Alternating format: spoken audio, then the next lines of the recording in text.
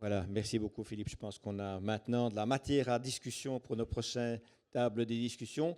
Et je demande où se trouve Bernard, qui va venir nous présenter Jean-François Colossimo.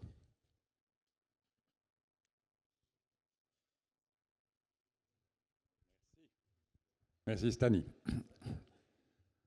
Alors ça a commencé fort, hein, il faut reconnaître quand même.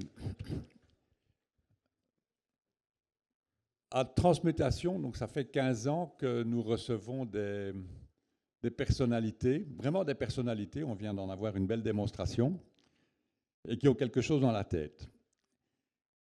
Mais à Transmutation, on voit aussi qu'il y a parfois des trajectoires inattendues, comme celle qui conduit le fils d'un boucher italien émigré de Calabre à devenir l'un des meilleurs connaisseurs français du monde de l'Europe orientale, ou comme la trajectoire qui mène un étudiant de théologie à l'analyse de la géopolitique contemporaine.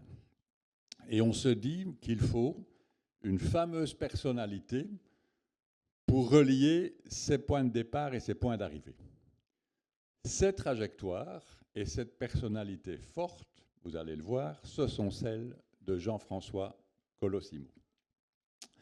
Après des études de philosophie, de théologie et d'histoire des religions à l'université Paris-Sorbonne et à l'école pratique des hautes études en France, à l'université Aristote de Thessalonique en Grèce et à l'Institut orthodoxe Saint-Vladimir à New York, il entame une carrière académique en enseignant la patristique, la théologie et la philosophie byzantine à l'Institut Saint-Serge à Paris, un des hauts lieux des études orthodoxes en France et en Europe d'ailleurs.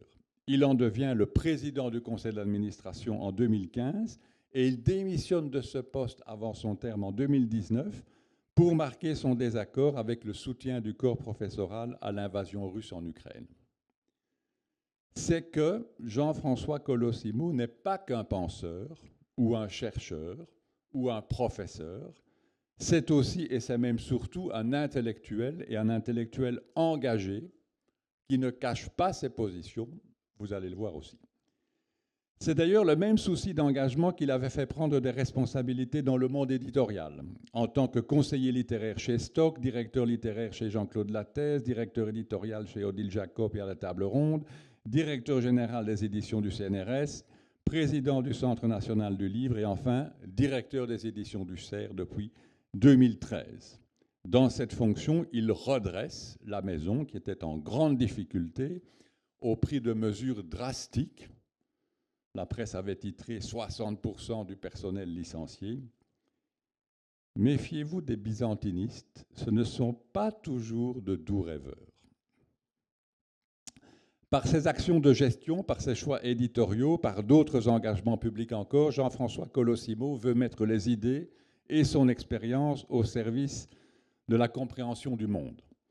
Contre le courant qui fait de la sécularisation l'axe unique de la modernité, au fond c'est le courant de Marcel Gauchet pour faire simple, il pose que l'élément religieux, ou plutôt politico-religieux, demeure au cœur de l'évolution de notre monde. Il y a pour lui une fracture entre ceux qui nient cette dimension et ceux qui, au contraire, soit l'instrumentalisent, soit en font la base de leur motivation. Et cet élément, il le voit comme étant au centre du rejet de l'Occident par certains, mais au centre aussi de la difficulté de l'Occident à comprendre qu'il est rejeté par d'autres. Jean-François Colossimo ne s'est pas seulement intéressé à l'édition, il est aussi l'auteur de nombreux livres, dont le dernier Occident, ennemi mondial numéro 1, paru en 2024 et dont il va nous parler. Mais je tiens à citer aussi un autre ouvrage important qu'il a publié sur le sort des chrétiens d'Orient, intitulé « Les hommes en trop », paru en 2014.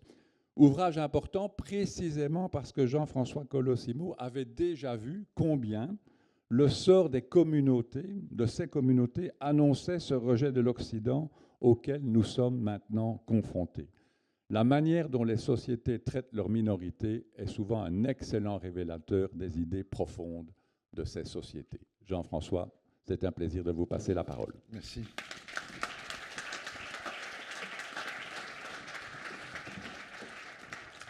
Bien, je suis on ne peut plus honoré par l'invitation que j'ai reçu de la part de Stanislas et de Bernard. Je suis un peu confus de ce que je viens d'entendre parce que j'ai l'impression d'un panégyrique. J'ai la difficulté de parler après à Philippe, qui est un extraordinaire orateur, et j'adhère à son tableau d'ensemble. Mais j'ai surtout un malaise par rapport à vous. Je suis ravi d'être avec vous, vous êtes si nombreux. Mais j'ai un malaise, c'est que, comme le dirait Woody Allen, comme je n'ai pas de message d'espoir à vous délivrer ce matin, est-ce que 2 messages de désespoir pourront faire l'affaire? Donc, où en sommes-nous? Nous voilà en fait sidérés. Nous ne l'avons pas vu venir. Puis, nous n'avons pas cru nos yeux de ce qui se passait pourtant sous nos yeux et que nous ne voulions pas voir. Nous voyons en fait l'axe du monde tel que nous pensions qu'il était immuable, cet axe géopolitique basculé sous nos yeux. En fait, l'ère de la globalisation se découvre, se révèle être l'ère de la fracturation. Et puis nous voyons que toutes les théories qui avaient été émises après la chute du mur de Berlin, après la fin du communisme, on nous avait parlé de fin de l'histoire, on nous avait parlé de choc des civilisations, on nous avait montré l'hyperpuissance américaine, seule désormais à dominer avec la Pax Americana, n'est-ce pas, où on a parlé du multilatéralisme planétaire. En fait, toutes ces prophéties géopolitiques, elles viennent de tomber ces dernières années sous nos yeux, elles sont caduques, elles n'expliquent rien, elles ne marchent pas, et donc nous voilà stupéfaits. Ce que nous peinons à comprendre, c'est comment le retour de ce qu'on appelle être, on y reviendra, le retour du religieux, se marie avec le retour des empires, et que ce retour des empires, en fait, se manifeste comme un retour des barbaries, ou plutôt de la sacralisation de la violence politique illimitée. C'est ça le monde auquel nous faisons face, et je dirais que la manifestation de ce basculement, nous l'avons désormais sur ce vieux continent que nous pensions être isolé en quelque sorte du reste du monde, qui avait tellement donné lui-même dans l'horreur, ne serait-ce qu'au XXe siècle, une première guerre mondiale où effectivement la civilisation avec un grand C que pensait être l'Europe s'est suicidée, je suis tout à fait d'accord sur le terme, la deuxième guerre mondiale, le goulag, la Shoah, et on avait dit plus jamais ça, n'est-ce pas? Et nous pensions que nous allions construire en fait une espèce d'îlot qui allait montrer l'exemple au monde, et nous avons cru que oui, la paix perpétuelle existerait un jour, et en fait, nous sommes dans un moment d'hostilité mutuelle. D'où, encore une fois, notre difficulté à penser tout ça. Alors, il y a quand même, dans ce scénario, je dirais, des méchants. Il s'appelle Poutine, le russe Poutine, le turc Erdogan, l'Iranien Khamenei, le Chinois Xi, l'Indien Modi. Et ce qu'il faut bien comprendre, c'est que ça fait partie aussi de la nouvelle donne. Ils manifestent, ils montrent un front commun, un front uni, au moins dans l'immédiat. Comment font-ils? D'abord, leurs pratiques se ressemblent. Tous les 5 nient l'état de droit à domicile, chez eux, et ils nient le droit international à l'extérieur. Chacun d'entre eux, en fait, fabrique des sortes de fictions identitaires. Il n'y a qu'à voir le décorum dans lequel les uns et les autres, je dirais, se montrent, n'est-ce pas? Vous voyez bien le décorum de Poutine, mais vous voyez que Erdogan s'est fait construire un palais de 1000 pièces à Ankara, où vous entrez dans ce palais en ayant en fait tous les grands empereurs turcs, supposés turcs, n'est-ce pas, qui sont représentés, je dirais, un peu comme dans une espèce de musée Grévin qui ferait peur aux enfants. Les 5 pratiques des uchronies religieuses, c'est-à-dire qu'ils définissent véritablement à leur identité à travers le fait religieux, mais un fait religieux qui est en historique, qui est comme descendu du ciel, à l'instar du Coran. Et puis les 5 pratiquent l'utopie impériale, le retour de ces empires, donc, pour asseoir leur domination. Tous les 5, en fait, animent, ou sont animés, ou alimentent un bellicisme fiévreux et se projettent, parce que c'est ça l'Empire. L'Empire, c'est se projeter dans la conquête. L'Empire est leur moteur. l'empire, c'est la prise et l'emprise exponentielle. L'empire, c'est l'agrandissement et l'asservissement illimité. Et en fait, vous voyez le spectacle, le guide suprême de l'Iran survolte l'arc chiite qui court du Liban à l'Inde, qui traverse la Syrie, l'Irak, le Yémen, qui s'étend de la Méditerranée à la mer Rouge. Il lorgne sur Kaboul, l'Afghanistan, qui est le véritable épicentre du monde, mais il lorgne aussi sur Bombay, où il y a en fait énormément d'Ismaéliens, de chiites. Il finance le régime de al-Assad à Damas, il finance le Hezbollah, il finance le Hamas, et en fait, il faut savoir qu'aujourd'hui, l'Iran est le principal, en fait, vecteur de transport de la drogue latino-américaine et l'un des principaux fabricants, avec le régime d'al-Assad, des drogues chimiques. Et donc, on voit comment un régime qui, en fait, s'est édifié sur le sang, tourne tout simplement à l'organisation criminelle internationale. Le Reis de la Turquie, Erdogan, lui, il déborde sur la Syrie et sur l'Irak, au Levant. Il prend d'assaut le Haut-Karabakh au Caucase. Un siècle après le génocide des Arméniens, il transforme le Haut-Karabakh en un camp de concentration à ciel ouvert et affame les populations, hommes, femmes, enfants, pour à nouveau les faire disparaître. Bon, il manœuvre contre la Grèce et Chypre dans la mer Égée. Il achète les Balkans. Et puis, il secoue les limes d'Asie centrale, tout ce monde turcophone, des Kirghizistan, Turkménistan, etc. Le tsar de la Russie, lui, Poutine, il a avalé la Transnistrie, il a écrasé la Tchétchénie. Les bombardements sur Grozny, c'est l'éradication d'une ville complètement, n'est-ce pas, depuis le ciel, comme on n'avait plus vu depuis 1945. Il a annexé l'Ossétie, il envahit l'Ukraine et il provoque des putschs en Afrique à travers le fameux groupe Wagner, groupe de miliciens, pour le coup, terroristes. Et évidemment, prenant toujours appui sur Cuba, il lorgne sur l'Amérique latine à travers la Bolivie, le Venezuela. Le leader de l'Inde, lui, le grand leader, Modi, il agite le Cachemire, il tonne contre le Pakistan, il conteste à Pékin la péninsule indo-chinoise et l'archipel insul-indien, et il renforce ses limes dans l'Himalaya. Quant au timonier de la Chine, n'est-ce pas, il étrangle le Tibet, il met au pas Hong Kong, il réclame Taïwan, il brandit la Corée du Nord, il brave le Japon et il tisse sa toile à travers les fameuses nouvelles routes de la soie dans le monde entier, de Djibouti au Pirée, de Dar es Salaam à Anvers.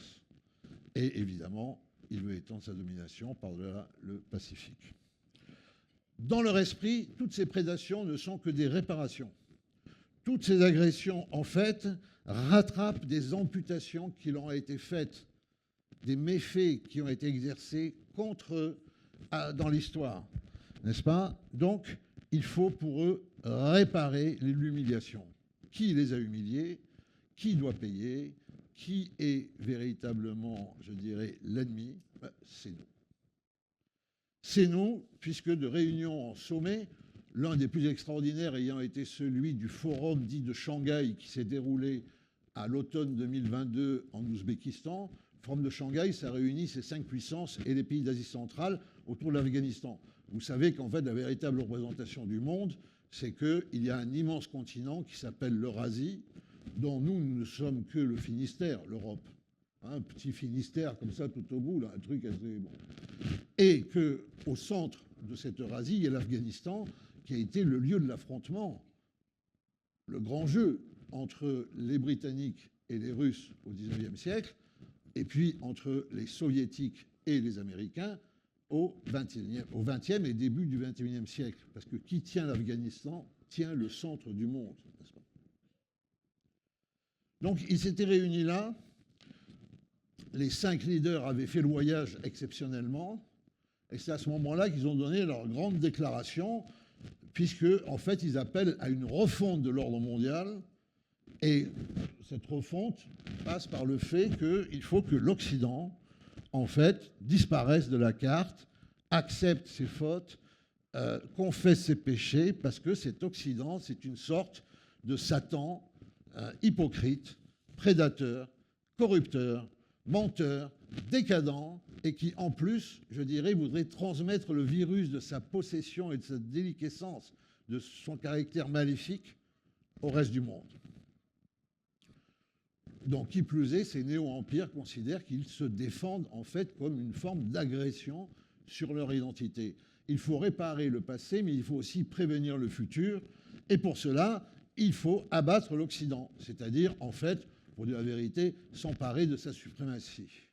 Alors, évidemment, pour l'instant, leurs finalités sont concurrentes.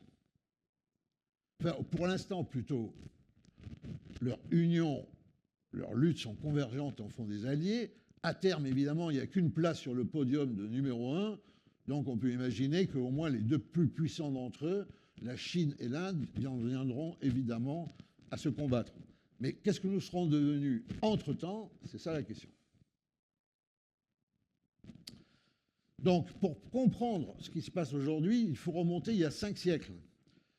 Il faut chercher en fait la clé du présent dans le passé. Il y a 5 siècles de cela, après 1992 et l'ère des grandes découvertes, l'Europe sort de son petit terroir, elle va arraisonner le monde, elle va connaître un essor inédit et elle va imposer au reste du monde sa représentation du monde, dont d'ailleurs la représentation du progrès. Donc son hégémonie, elle va être complète, elle va être bien sûr technique. La technique, c'est au centre vraiment aussi de ce qui sera plus tard la révolution industrielle. C'est une façon d'appréhender le monde, la technique, qui permet de le dominer.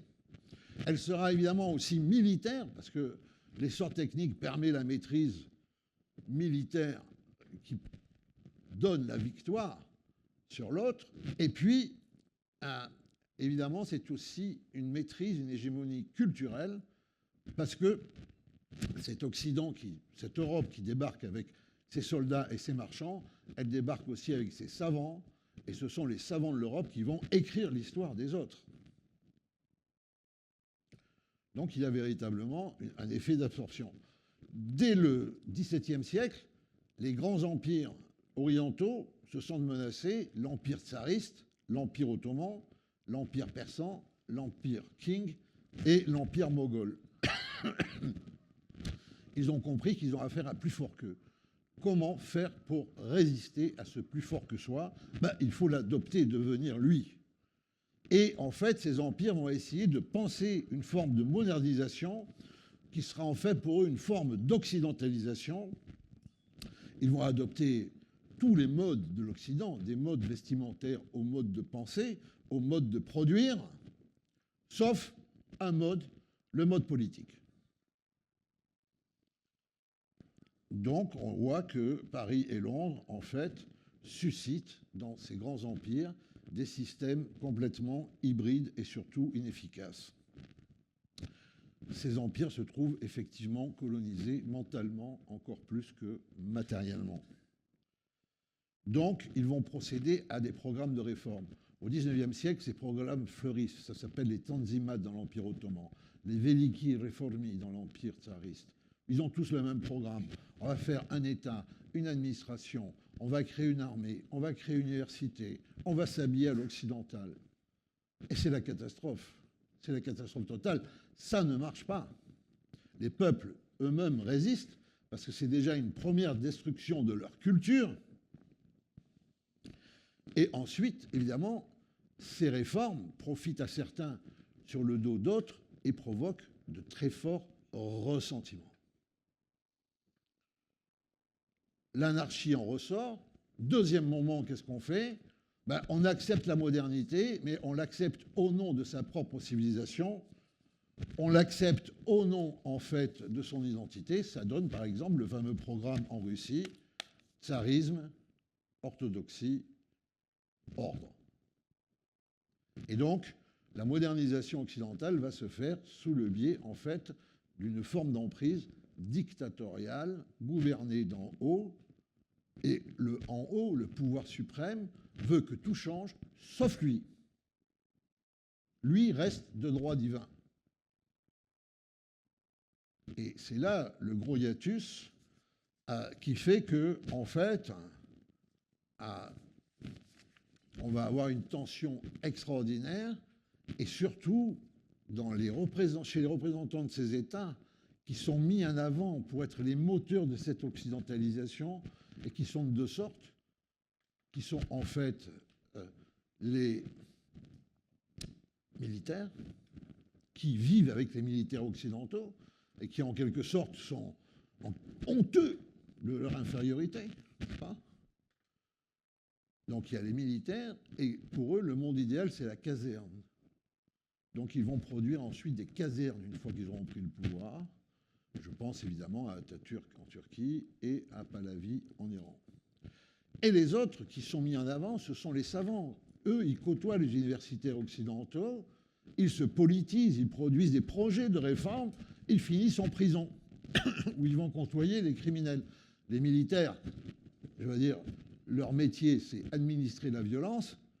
Dans les prisons, les futurs révolutionnaires de type socialiste, bolchevique et autres vont apprendre que le crime est aussi un levier de prise du pouvoir. Et leur système à eux, ça va être la prison. Dans ces empires au XXe siècle, en fait, les deux modèles vont être la caserne et la prison, pour lancer une grande transformation de ces peuples.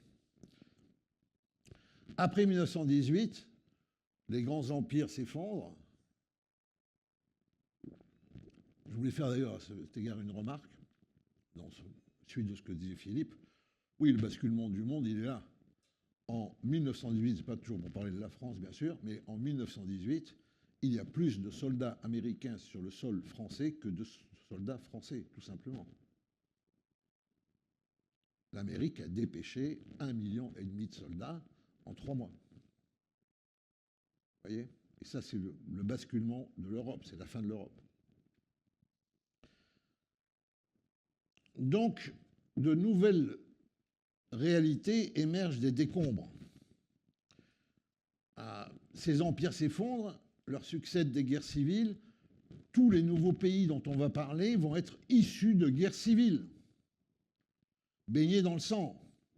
Elles sont toutes, ces nouvelles réalités, portées par un idéal révolutionnaire, emprunté à l'Europe, lequel donc peut être nationaliste, comme en Turquie, en Iran et en Inde, où ce sont, alors, pas en Inde, mais en Turquie et en Iran, ce sont des militaires qui prennent le pouvoir et qui vont essayer de façonner, en fait, des nations sur les décombres impériaux. La Turquie sort de l'Empire ottoman, l'Iran sort de l'Empire perse.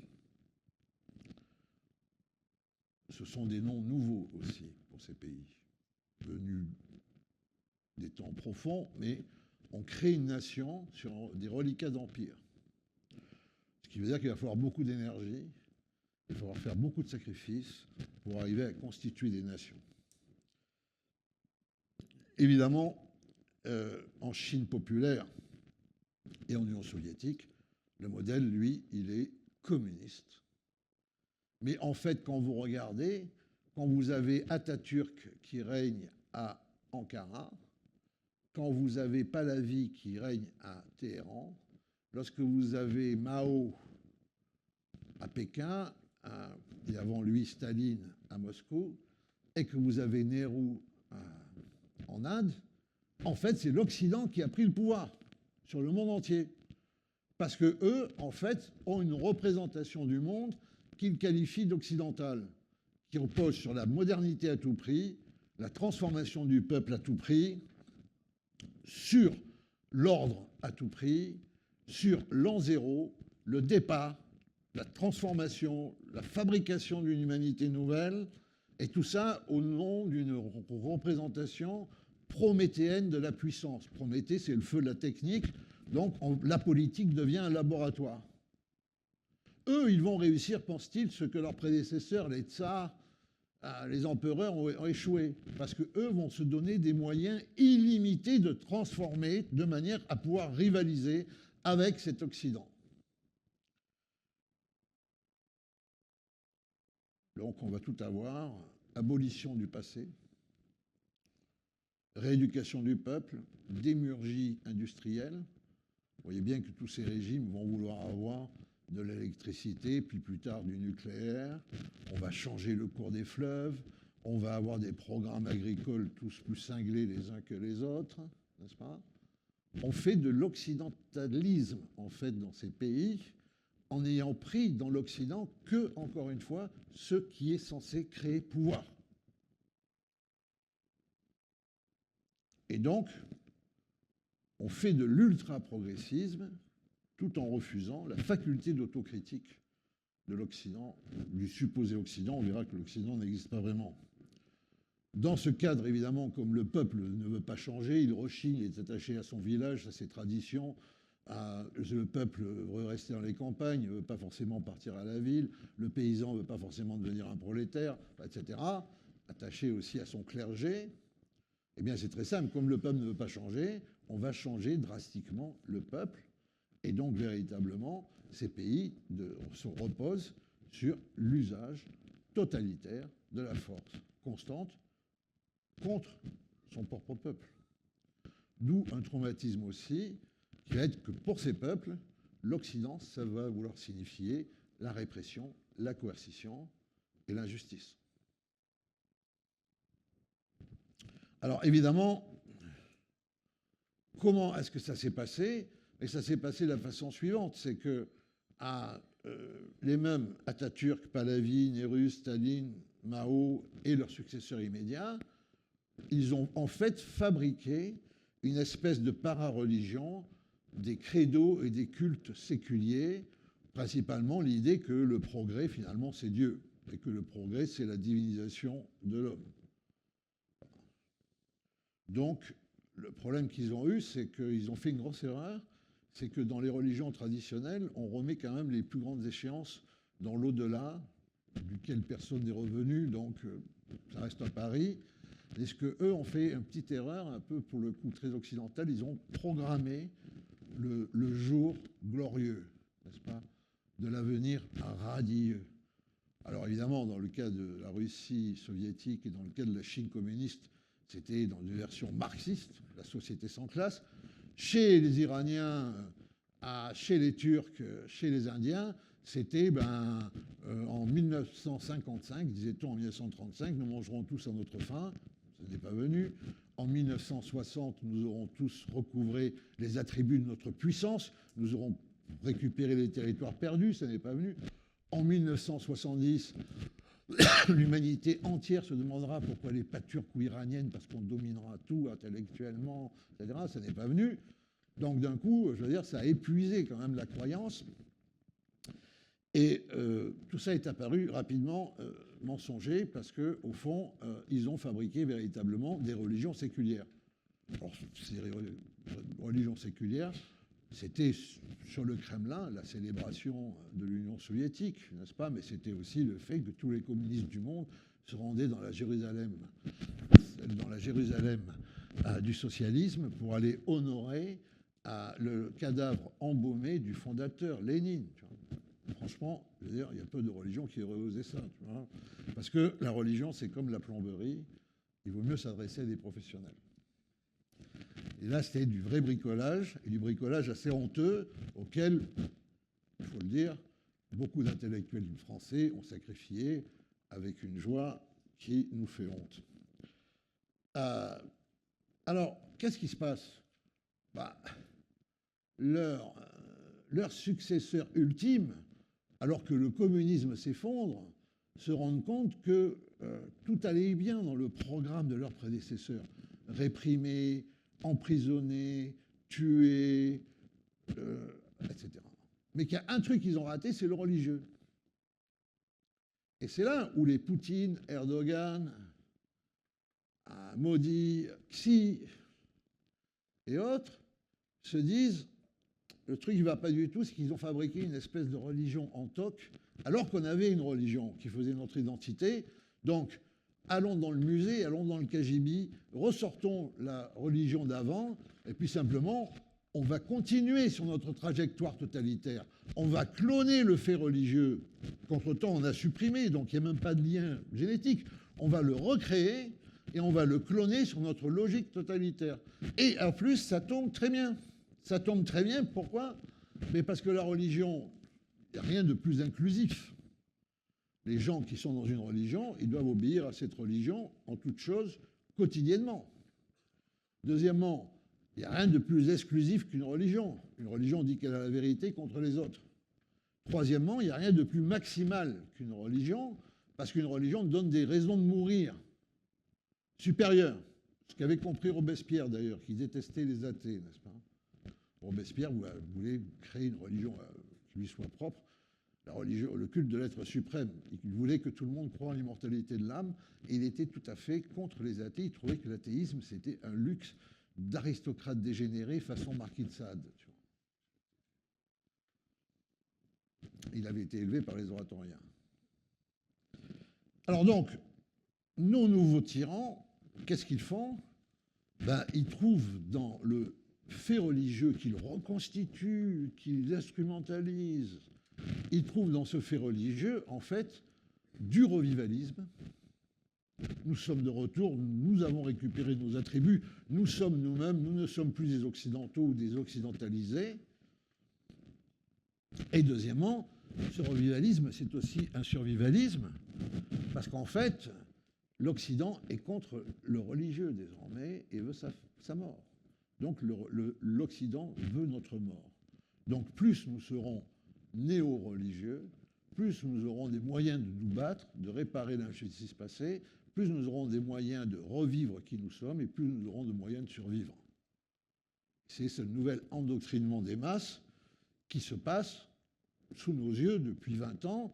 On n'y prêtait pas attention, on pensait que c'était ou 20 ou 25 ans ou 30 ans, on disait c'est du folklore, il faut bien combler le vide laissé par la fin du communisme, la fin des utopies, laissons-les faire, oui, après tout, si ça leur fait plaisir. Et donc on a vu que Poutine restaurait les cathédrales que dynamitaient les gens de la GPU, ancêtres du KGB. N'est-ce pas? On a vu que Erdogan rétablissait le culte musulman dans la Sainte-Sophie, dont Atatürk avait fait un musée. On a vu que Khamenei, à la suite de Khomeini, distordait complètement le chiisme pour le rallier au fondamentalisme sunnite. On a vu Xi citer inlassablement Confucius, dont les gardes rouges brûlaient les écrits, y compris son père comme garde rouge. Puisqu'aujourd'hui, en Chine, on a une espèce de marxo-confucianisme comme idéologie d'État. Et puis, on a vu un Modi en Inde qui s'est mis à vouloir réhindouiser les Indiens, c'est l'idéologie de l'Hindutva, l'hindouité suprême, comme en fait les islamistes veulent réislamiser les musulmans, pour purifier la terre de toute présence halogène. Et en fait, nous nous retrouvons avec un mixte abominable où l'absoluité du fait religieux, que le fait religieux supposé engage, sert désormais des absolutismes politiques de génération autoritaire ou totalitaire. Alors, le problème qu'il y a, c'est qu'ils disent l'Occident, l'Occident, l'Occident. Alors, c'est quand même se poser la question, est-ce que l'Occident existe? Ce qu'ils appellent l'Occident, est-ce que ça existe? Alors en fait, quand on fait une rapide enquête, on voit que le mot n'a eu que des significations équivoques à travers les siècles. C'est un mot d'une conceptualisation tardive qui date en fait de l'alentour de 1900, avant le suicide européen. Occident jusque en fait à la fin du XIXe siècle, c'est une position géographique. C'est en fait ce point extrême et fixe qui voit mourir le jour. Occident, c'est-à-dire la mort. C'est-à-dire un point relatif qui marque l'Ouest. Par exemple, au XVIIe siècle, on disait de quelqu'un qui entrait en agonie, on disait il entrait dans son Occident. Vous voyez? C'est ça le sens du terme. Donc c'est à un moment de la Grande Guerre que ça prend la notion d'entité géopolitique et de référent idéologique. Et d'ailleurs, c'est la tonalité crépusculaire, puisque l'Occident, c'est l'endroit où il y a le crépuscule, qui va faire la fortune de l'Occident concept, parce que là, l'Europe se sent crépusculaire, effectivement. Donc on va parler de la fin de l'Occident, du déclin de l'Occident, on va parler de, au contraire, la défense de l'Occident, mais personne ne sait vraiment quoi mettre sous ce terme, ou plutôt chacun y met ce qu'il veut. C'est une espèce de parade, c'est une valeur consolatrice, une espèce de parade, un concept imaginaire, pour essayer de dire non, on ne va pas mourir. Tout en employant un vocabulaire d'ailleurs plutôt lié au fait de mourir. Bon, il y a eu un œcumène grec, il y a eu une romanité impériale, romanitas, il y a eu une chrétienté médiévale, christianitas, il y a eu une Europe des Lumières, mais jamais aucune de ces entités qu'on met à la suite pour dire c'est l'Occident ne s'est appelée l'Occident. Et d'ailleurs, ces identités n'ont pas toujours eu l'impression de vivre tout à fait dans la continuité. N'est-ce pas ? Un Grec d'Athènes ne se sent pas romain. Un Romain de l'époque des Césars considère que le christianisme, c'est pas formidable. N'est-ce pas ? À quelqu'un qui en tient pour la scolastique médiévale au XVIIe ou XVIIIe siècle, il n'est pas ravi par la philosophie des Lumières, etc. Et donc, en fait, tout ça est artificiel. C'est d'autant plus artificiel que désormais, on en fait une idéologisation extrême. Alors on dit, oui, l'Occident, c'est gréco-latin. Tu parles. Je veux dire, l'Occident ne lit véritablement Aristote qu'à partir du XIIe siècle et Platon qu'à partir du fin XVe, début XVIe siècle. Jusque-là, on n'a même pas les textes. Alors l'Occident serait judéo-chrétien. Alors là, je vais te dire, quand j'entends ça, je trouve qu'on passe d'un trait de gomme les 2000 ans de persécution des Juifs en Europe. On gomme, en fait, le ghetto, la rouelle, l'étoile jaune, les autodafés du Talmud. Et en plus, judéo-chrétien, non chrétien, en plus, on gomme les guerres de religion, qui ont été une spécialité européenne. Comme si chrétien, c'était un truc en soi. Alors, comment expliquer que les chrétiens se soient combattus avec tant de violence entre eux ? Et alors, dernier point, évidemment, le berceau de la raison et du progrès. Bon, alors là, je veux dire, bon, en rature, encore une fois, la Shoah et le goulag, sur lesquels il faudrait quand même s'expliquer. Donc, cette notion d'Occident, s'il fallait la chercher quelque part, on en va en reparler rapidement, c'est certainement pas dans ces espèces de constructions imaginaires, mais c'est dans une faculté qui est le retour critique sur soi. S'il y a une force de l'Occident, de l'Europe, elle a été là. Alors évidemment, on va dire, oui, mais l'Occident, c'est en fait un régime démocratique, la garantie des droits, la séparation des pouvoirs, le libre-échange, l'alternance électorale, tout ça, ça définit l'Occident. Mais alors, vous pourrez remarquer que personne ne pense à ce moment-là aux pays d'Amérique latine qui correspondent à ces critères. Personne. Donc, le mot, en fait, Occident n'a de véritable sens concret que depuis 1945, et c'est l'OTAN.